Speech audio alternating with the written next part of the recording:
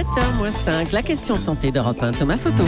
Se faire opérer sous hypnose, voilà une méthode qui n'est plus exceptionnelle. On en entend parler de plus en plus, l'hypnose dans les blocs opératoires. Bonjour Dr Kierzek. Bonjour Thomas. Racontez-nous comment l'hypnose peut remplacer l'anesthésiant et comment Mesmer peut remplacer l'anesthésiste. Alors Mesmer, ce n'est pas le docteur Mesmer, il ne faut pas confondre l'hypnose spectacle, qui est très bien mais qui est de l'ordre du spectacle, avec l'hypnose médicale, ericksonienne, qui n'a rien à voir et qui est une technique qui est utilisée de plus en plus en médecine, de plus en plus à l'instar de ce que font les Belges. Ça fait des années que les Belges se sont lancés dans l'hypnose pour être en complément de l'anesthésie, pour pouvoir améliorer les conditions d'intervention chirurgicale. Mais on est sur une hypnose médicale et avec des anesthésistes, des médecins et des équipes médicales qui sont formés pour. Alors vous dites en complément de l'anesthésie, ça veut dire que l'hypnose ne remplace pas l'anesthésie ? Alors heureusement non, ça ne remplace pas l'anesthésie, c'est-à-dire que c'est toujours en complément soit d'une anesthésie qui est allégée, et c'est tout l'intérêt de cette hypnose, ça va permettre de diminuer les médicaments hypnotiques, parce que qu'est-ce que c'est l'hypnose ? L'hypnose, c'est de modifier un état de conscience, c'est de faire un peu planer les patients, un peu les rendre dans la lune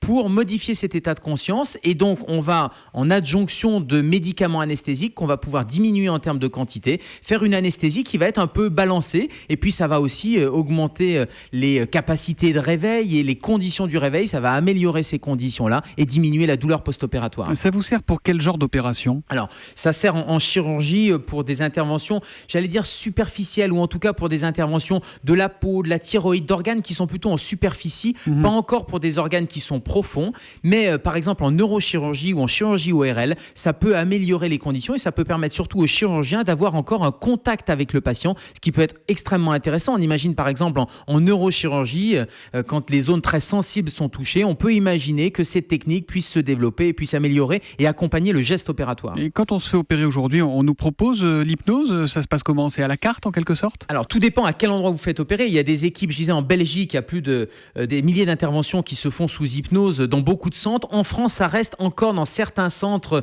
spécialisés. Il faut que l'équipe médicale et anesthésique soit formée. À l'Assistance publique Hôpitaux de Paris, par exemple, il existe maintenant des dizaines de services de chirurgie, d'obstétrique qui se sont mis à l'hypnose. Ce sont des médecines complémentaires et des consultations complémentaires. Donc il faut poser la question avant d'aller voir son anesthésiste ou son chirurgien pour éventuellement demander si l'intervention est possible avec l'hypnose et si une équipe est formée. Ça marche sur tout le monde, les jeunes, les moins jeunes, les enfants, les femmes, les hommes Alors, on considère qu'il y a des hypno-résistants, des gens qui sont moins sensibles à l'hypnose. C'est entre 5 et 10%. Et donc, de toute façon, ça ne remplace pas, encore une fois, l'anesthésie générale.